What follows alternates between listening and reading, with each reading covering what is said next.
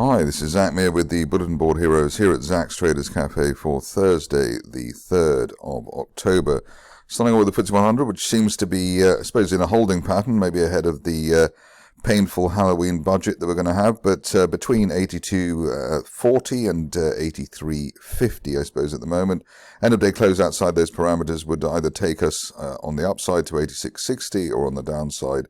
Probably now not lower than 81.60, but we do have the risk of a move down to the 200-day line on the floor of that red May falling trend channel. But at the moment, not much to say. It's like watching paint dry. Moving on to the DAX, which is normally rather more dynamic, and in this case it is to the downside. We had our peak through 19,500. We're coming back to fill that gap, the last gap there before the new highs were made. So 18,900, let's say. At least while we're above that, looking for further progress towards the top of the channel there from this time last year, 20,100. But I suppose, given the lay of the land in the last few days, there is the risk of a test of the floor of that rising trend channel and the 50-day line there at 18,400.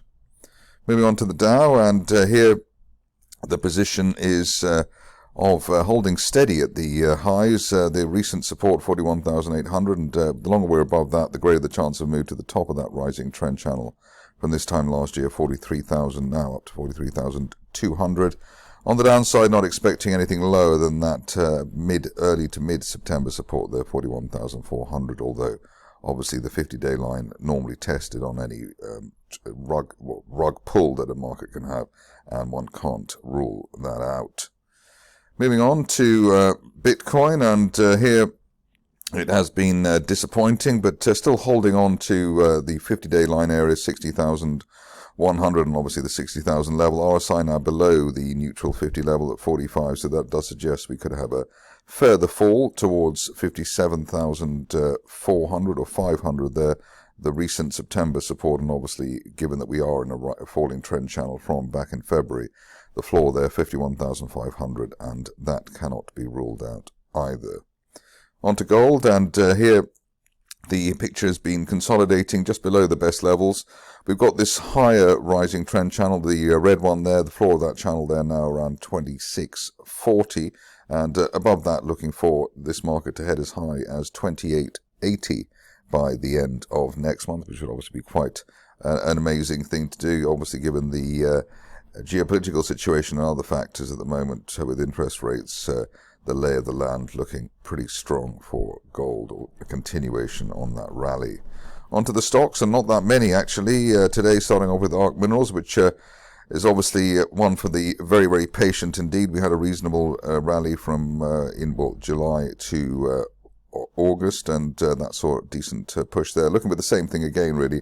Hopefully up to 2.1 pence within that mildly rising trend channel base that we've got there.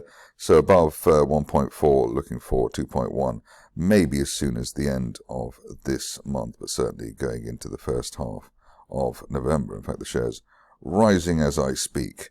Onto one of the surprise rises of the recent past, Argent Biopharma, a company I'd never heard of previously, which is quite an achievement given that I look at the market every day.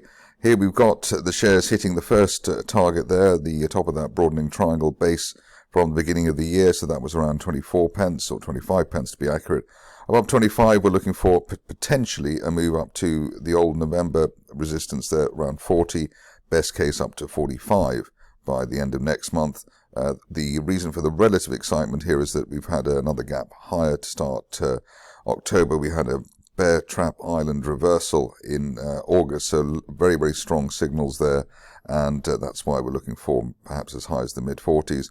The other point to note is that both the 50 and 200-day lines are both rising now, which means we are going to a golden cross over potentially the next couple of weeks, and the run up to that tends to be the strongest part in the cycle. Stock which has delivered the goods very well, almost perfectly really, has been Capital Metals. The reason for saying that is that we were looking for the shares to find support around the 1.5 pence level, the old gap from last October. They did that almost perfectly. There was a slight blip below that in the middle of August, but basically they'd done exactly what we wanted them to do, and once they'd done that, they headed up to the target that we had, which was the old support there from October last year, 2.5 pence. I mean, literally hitting that on the nose. Next level up would be the 200-day line, just above 3 pence, but for the time being, we are happy that the shares consolidate, and ideally they consolidate above that old July spike there, around 2.37 pence. So let's see if Capital Metals can continue to behave itself. The new contract news may be coming in just in the nick of time for Celadon.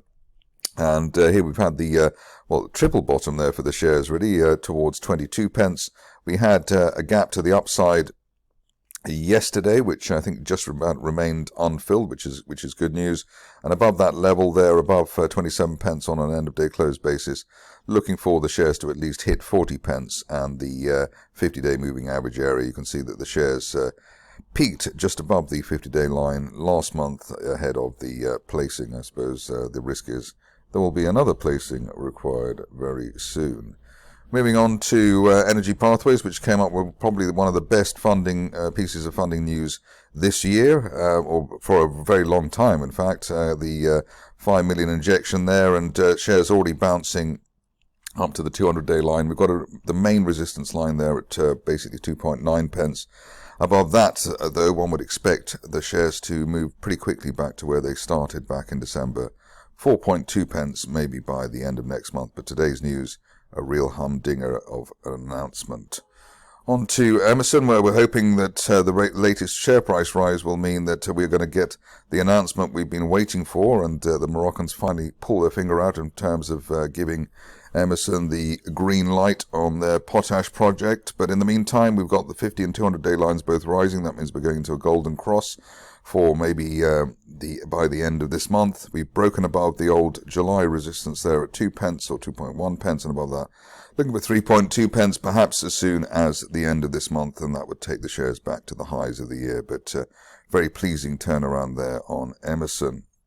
On to Guardian Metal, which maybe since it changed its name hasn't been quite as sizzling as it was before, but we have a rising trend channel there. Shares at the floor of that channel, and they bounced above a rising 200-day moving average, which tends to be a continuation signal, and above 23 pence, or at least 22 pence. We're looking for the shares to hit the top of that rising trend channel at 40 pence.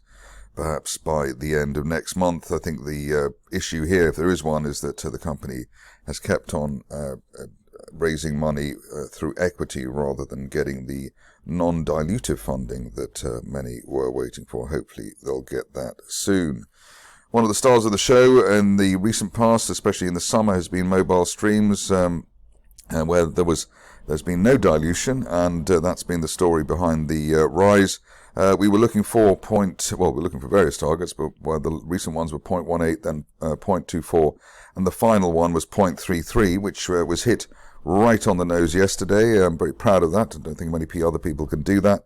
And looking for that to be retested over the next day or two. Ideally, the shares stay above 0.24, even on any consolidation they may have.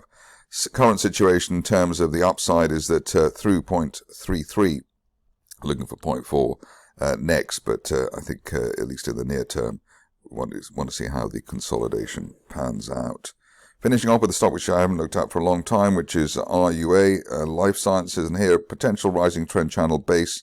The top of the channel there heading for about the 19 pence level, and we're looking for that by the end of this month with the very strong turnaround that we've seen in recent days. You can see the 50 and 200-day lines both rising, and basically looking for 19 pence, hopefully very soon indeed, with the bull flag breakout through 15 pence. That's it for me today. More updates tomorrow.